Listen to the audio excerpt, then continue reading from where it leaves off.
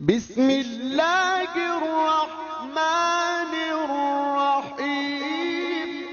ایک دوسرے کی مخالفت کی بجائے اپنے نفس کی مخالفت کر۔ نفس کی مخالفت اللہ کو پسند اور بندوں کی بیجا مخالفت ناپسند ہے۔ نفس کی ہر بات میں مخالفت کر۔ جب کھانے لگو کہو کم کھا، زیادہ مت کھا، سادہ کھا، مرغن غذائیں مت کھا، کما کر کھا، مفت مت کھا۔ لباس پہ اعتراض کرو، سادہ پہن اور اتنا زیادہ کپڑے مت پہن۔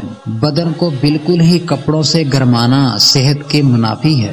جب بولنے لگے روک دو، کہو قدرتی لہجہ میں سیدھی سادی بات کر۔ شیخی مت بگار، جو بات تم جانتے نہیں اور کرتے نہیں اسے اپنی طرف منسوب مت کر۔ مجمع عام میں اپنی لا علمی کا اعتراف کر۔ سوتے وقت کہو ساری رات سونے ہی کے لیے نہیں، جاگنے کے لیے بھی ہے، اور میں نے تجھے کبھی بھی ساری رات سونے نہیں دینا، اگر نہ اٹھے سزا دو۔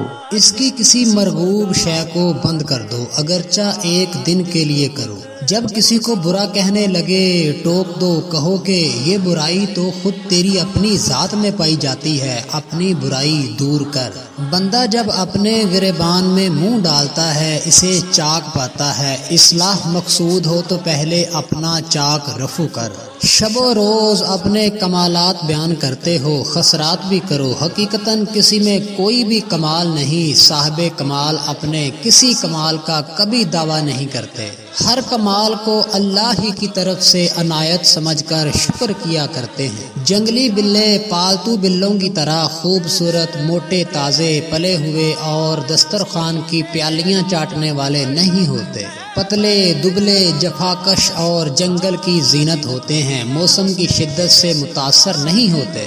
دھوپاں، میز، سیاڑے، پاڑے سب سروں پہ جھیلا کرتے ہیں۔ مصنوعی آرام گاہوں سے بے نیاز بارش، آندھی اور طوفان میں دھندناتے پھرا کرتے ہیں۔ جب بھوک لگتی ہے شکار کر کے کھاتے ہیں، کسی کا مارا کبھی نہیں کھاتے۔ رات کو جب دھاڑتے ہیں دل دہل جاتے ہیں، اور پالتو بلے بچوں کے تھپیڑے کھاتے دن گزارا کرتے ہیں۔ اللہ نے بلے کو شیر کی چھینک سے پیدا کیا۔ شیر کسی شکل اور شیر ہی کی خصلت و عادت رکھتے ہیں، مخصوص کتوں کے سوا ہر کتے کی زد میں کبھی نہیں آتے، اور نہ ہی عام کتے ان کے تعاقب کی جرت کیا کرتے ہیں۔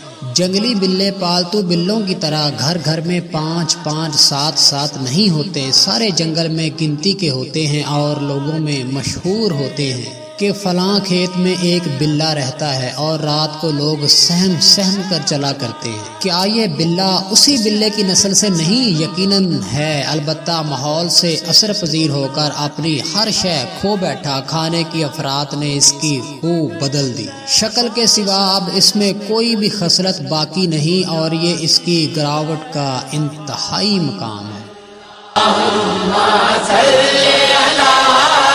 سیدنا محمد وآلہ وعترته بیداد کل منوم اللہ کا